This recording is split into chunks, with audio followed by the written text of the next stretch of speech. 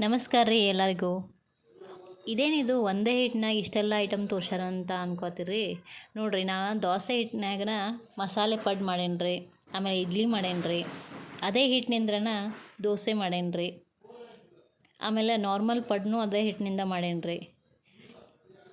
ಈ ಎಲ್ಲ ಐಟಮ್ನ ಮಾಡೋಕೆ ಕೇವಲ ನಾನು 4 ಪದಾರ್ಥ ಹಾಕೇನಿ ರೀ. ಒಂದು ಅಕ್ಕಿ ರೀ, ಈ ಗಿರ್ಪೋಲೆ 3 ಗಿರ್ಪು ಅಕ್ಕಿ ತೊಗೊಂಡೇನಿ ರೀ.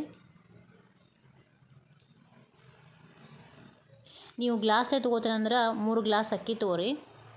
ಅವನ್ನ ಮೊದಲಿಗೆ ಸ್ವಚ್ಛಾಗಿ ತೊಳೆದು 8 ಗಂಟೆಗಳ ಕಾಲ ನೆನೆ ಇಟ್ಟೀನಿ ರೀ.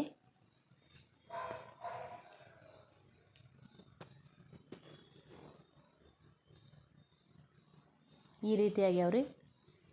ಆಮೇಲೆ ಉದ್ದಿನ ಬೇಳೆನ 1 ಗ್ಲಾಸ್ ತೊಗೊಂಡೇನಿ ರೀ. ಗ್ಲಾಸ್ಲೆ ಅಳತಿ ಆದ್ರೆ 3 ಗ್ಲಾಸ್ ಅಕ್ಕಿಗೆ 1 ಗ್ಲಾಸ್ ಅಕ್ಕಿ ತೊಗೋರಿ. ನಾನು ಇವಾಗ ಗಿರ್ಪೋ ಅಳತಿಲೆ ತೊಗೊಂಡೇನಿ ರೀ. 3 ಗ್ಲಾಸ್ ಅಕ್ಕಿಗೆ 1 ಗ್ಲಾಸ್ ಉದ್ದಿನ ಬೇಳೆಯನ್ನು ತೊಗೊಂಡೇನಿ ರೀ. ಎರಡನ್ನೂ 8 ಗಂಟೆಗಳ ಕಾಲ ನೆನೆ ಇಟ್ಟೀನಿ ರೀ.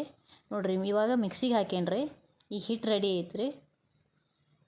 ಈ ಹಿಟ್ಟಿಗೆ ನಾನು ಉಪ್ಪು ಹಾಕ್ತೀನಿ ರೀ.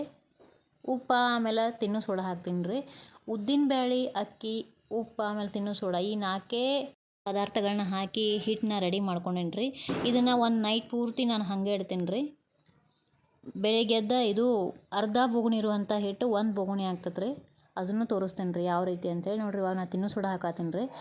ಹಿಟ್ಟನ್ನ ಉಪ್ಪು ಆಮೇಲೆ ತಿನ್ನೋ ಸೋಡಾ ಹಾಕಿದ ನಂತರ ಸರಿಯಾಗಿ ಕಲಸ್ರಿ. ಅಂದ್ರೆ ಉಪ್ಪು ತಿನ್ನೋ ಸೋಡಾ ಎಲ್ಲ ಮಿಕ್ಸ್ ಆಗ್ತದೆ ರೀ. ಉದ್ದಿನ ಬೇಳೆ ಹಿಟ್ಟು ಕೆಳಗೆ ಕುಂತ್ರೆ ಅಕ್ಕಿ ಹಿಟ್ಟು ಎಲ್ಲ ಮಿಕ್ಸ್ ಸರಿಯಾಗಿ ಆಗ್ತದೆ ರೀ.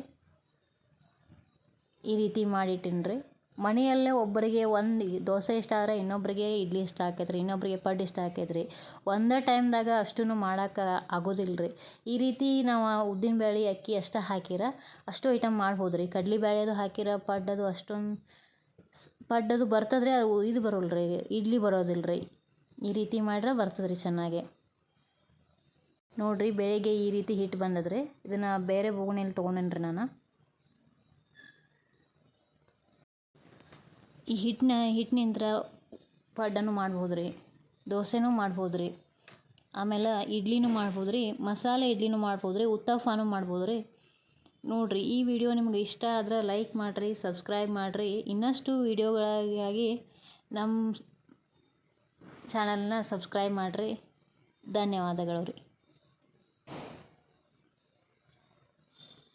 ನೀವು ಈ ರೀತಿ ಒಮ್ಮೆ ಟ್ರೈ ಮಾಡಿ ಹೆಂಗೆ ಬಂತು ಅನ್ನೋದನ್ನು ಕಮೆಂಟ್ ಸೆಕ್ಷನ್ದಾಗ ತಿಳಿಸ್ರಿ.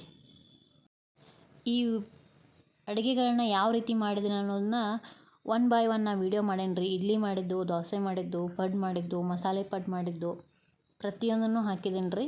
ಆಮೇಲೆ ಉತ್ತಪ್ಪ ನಿಮಗೇನಾದರೂ ಬೇಕಂದ್ರೆ ಕಮೆಂಟ್ ಸೆಕ್ಷನ್ದಾಗ ಹೇಳ್ರಿ, ಅದನ್ನೂ ಒಮ್ಮೆ ವೀಡಿಯೋ ಮಾಡಿ ಹಾಕ್ತೀನಿ ರೀ. ಧನ್ಯವಾದಗಳು ರೀ.